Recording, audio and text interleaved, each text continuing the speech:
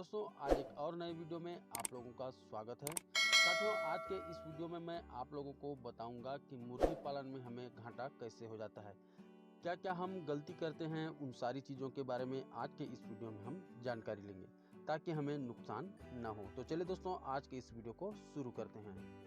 साथियों सबसे पहले नंबर पे है मार्केट को जाने बिना बड़ी बेच डाल देना, और ये गलती मैंने भी किया था। उसमें मुझे बहुत ज़्यादा नुकसान भी हुआ था, लेकिन बाद में मैं छोटा बेच डाला और धीरे धीरे करके मुझे इसमें फ़ायदा होना शुरू हुआ। साथियों मार्केट को जानना मतलब कि हमारे एरिया में, हमारे आसपास के मार्केट में कौन से ब्रीड का ज़्यादा डिमांड है, इसको जानना होता है।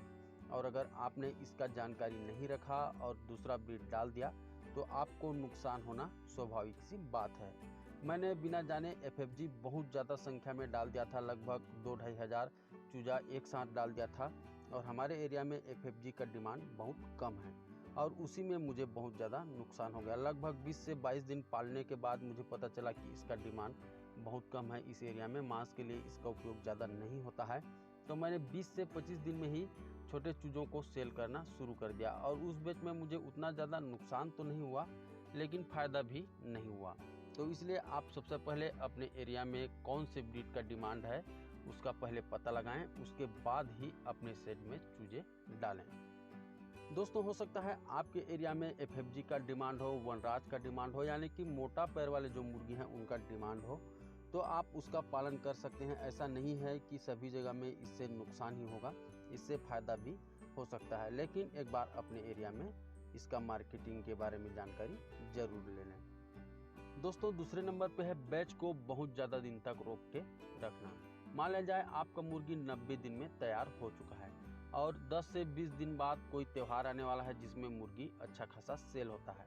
तो दोस्तों बहुत से किसान साथी उसके लिए बैच को रोक देते हैं और उसी बीच में कुछ बीमारी आ जाता है तो उससे बहुत ज़्यादा नुकसान भी हो जाता है। इसलिए अगर आप बैच को रोकते हैं तो प्रॉपर उनका ट्रीटमेंट सही रखें और बहुत ही सावधानी पूर्वक उसका फार्मिंग करें। साथियों तीसरे नंबर पे है सबसे मोस्ट इम्पोर्टेंट चीज़, इसका मार्केटिंग नहीं कर पाना। तो मार्केटिंग नहीं कर पाना इसका मतलब ये है कि हो सकता है आपने ज़्यादा चूजा डाल दिया हो, आपके पास ज़्यादा मुर्गी हो, ये हो सकता है कि आपने सही ब्रीड को नहीं पाला हो और आपके एरिया में इसका डिमांड ना हो, तभी आपका मुर्गी जो है सेल नहीं हो पा रहा है। इसलिए दोस्तों मार्केटिंग के लिए आपको सबसे पहले तो मार्केटिंग सीखना पड़ेगा। इसके लिए आपको चाहिए कि आप सबसे पहले कम चीज़ों से अपना काम शुरू करें। आपने मान लिया जाए 100, 200 या 500 मुर्गी से अपना काम शुरू किया है तो उसको धीरे धीरे सेल करते करते आपको एक आइडिया हो जाएगा कि अगले बैच में मुझे क्या करना है, और उस हिसाब से आप मार्केटिंग सीख जाएंगे। तो इसलिए आप इसका मार्केटिंग करना ज़रूर सीखें। मुर्गी पालना कोई बड़ी बात नहीं है, आपको यूट्यूब में देख कर के सीखने को मिल जाएगा, और कई प्रकार के आपके जो वेटनरी डॉक्टर हैं या तो आपके कोई साथी होंगे वो भी फार्मिंग करना सिखा देंगे। लेकिन इसका मार्केटिंग सबसे ज़्यादा कठिन होता है। ब्रॉयलर का मार्केटिंग बहुत आसान होता है और देसी मुर्गी का जो मार्केटिंग है बहुत ज़्यादा कठिन होता है।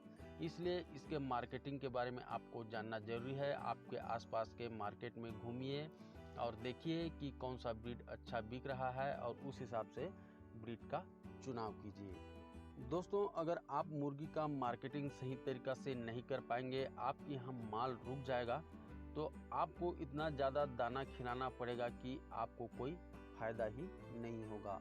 इसलिए आप कम मुर्गी से काम शुरू करें और धीरे धीरे उसको बढ़ाते जाएं। दोस्तों अगला है चूजा पे कम और शेड या अन्य तामझाम जो होता है उस पर ज़्यादा खर्च कर देना। बहुत से किसान साथी अपने सेट को बहुत ही अच्छा बनाते हैं, उसमें ऑटोमेटिक ड्रिंकर, फीडर, स्पेशल फव्वारा सिस्टम, हर चीज़ एकदम प्रॉपर तरीके से लगा देते हैं, और लास्ट में होता ही है कि उनके पास चूजा लाने के लिए पैसा नहीं बचता है। उसके बाद जब चूजा ले दे करके ले आते हैं उधारी वगैरह करके, तो उनको दाना खिलाने के लिए पैसा नहीं बचता है, तो उस स्थिति में उन्हें बहुत ज़्यादा नुकसान हो जाता है। तो दोस्तों देसी मुर्गी का पालन कर रहे हैं, आपको ब्रॉयलर जैसे तामझाम नहीं करना है। सिंपल तरीके से नमी वगैरह ना आए वैसा सेट बना दीजिए तो आपका काम चल जाएगा। जैसे ही आप मुर्गी बेच करके उससे मुनाफा कमाते हैं, उसके बाद उसी पैसा से आप अपने सेट को सुधार करते जाइए। दोस्तों अगला है दाना का बचत नहीं कर पाना। किसान साथियों, आपको पता होगा कि जो देसी मुर्गी है वो लगभग 90 दिन में तैयार होता है, अगर आप पतला पैर वाले मुर्गी पाल रहे हैं तो दोस्तों अगर आपने 90 दिन तक मुर्गी पालना है तो इसके लिए आपको चाहिए कि दाना का बचत भी करते हुए चलना है। इसके लिए आपको चाहिए कि आप हरा चारा दें, कुछ टाइम के लिए मुर्गियों को घर का बना हुआ फीड दें और रेडीमेड फीड भी आपको देना है, लेकिन उसका बचत करते हुए आपको चलना है ताकि आपका जो कॉस्टिंग है वो कम आए और आपको मुनाफा ज़्यादा हो। और अगर आपने देसी मुर्गी को सिर्फ रेडीमेड फीड देकर के पाला है तो मेरे ख्याल से वो सही नहीं है। आपका कॉस्टिंग बहुत ज़्यादा आएगा और आपको बेनिफिट कम होगा। इसलिए दोस्तों आप सबसे पहले तो हो सके तो फीड किस तरह से बनाया जाता है या हरा चारा कौन कौन सा देना चाहिए इसके बारे में जानकारी लें। और इसके बारे में जानकारी नहीं है तो हमारे चैनल पर पूरा हर चीज़ का वीडियो उपलब्ध है, वहाँ जा कर के देखें और डिस्क्रिप्शन में भी मैं लिंक दे दूंगा तो वहाँ से भी आप जा कर के सीख सकते हैं। साथियों अगला है मुर्गी का वैक्सीनेशन नहीं करना। मुर्गियों को 7 दिन, 14 दिन, 21 से 24 दिन में यानी कि 3 जो वैक्सीन हैं, लसोटा, गम्बोरो और लसोटा का बूस्टर डोज, इन तीनों वैक्सीन को देना बहुत ही ज़्यादा ज़रूरी है। बहुत से किसान साथी वैक्सीनेशन पे ध्यान नहीं देते हैं, भले ही उनको जो भी मेडिसिन बोलेंगे मुर्गियों को दे देंगे, लेकिन वैक्सीनेशन पे ध्यान नहीं देते हैं, जबकि ये बहुत ही ज़्यादा आसान होता है। इसको मात्र आपको पानी में मिला करके देना होता है या तो आँख में एक एक बूंद डालना होता है। और ये जो है वैक्सीनेशन नहीं करना बहुत बड़ा रिस्क हो जाता है, क्योंकि वैक्सीनेशन न करने से जो बीमारी आता है जैसे कि रानीखेत, गम्बोरो, ये पूरे आपके लॉट में जितने भी मुर्गी हैं सबको मार देता है। इसलिए दोस्तों वैक्सीन ज़्यादा महंगा नहीं आता है, 250 से 300 रुपये में वैक्सीन मिल जाता है। तो आप मुर्गियों का वैक्सीनेशन जरूर करें और रिस्क ना लें। तो ठीक है दोस्तों, ये तो था मुर्गी पालन में नुकसान को करने का, रिस्क को कम करने का कुछ टिप्स। उम्मीद करता हूँ आपको ये वीडियो पसंद आया होगा और इसी तरह से मुर्गी पालन से रिलेटेड वीडियो हम लाते रहते हैं। और अगर आप भी मुर्गी पालन में इंटरेस्ट रखते हैं तो चैनल को सब्सक्राइब करके बेल आइकन को दबा दीजिए ताकि जब भी इस तरह का वीडियो चैनल पे आए सबसे पहले उसका नोटिफिकेशन आप तक पहुंचे। तो ठीक है, मिलते हैं दोस्तों एक नई वीडियो नई जानकारी के साथ, तब तक के लिए जय हिंद।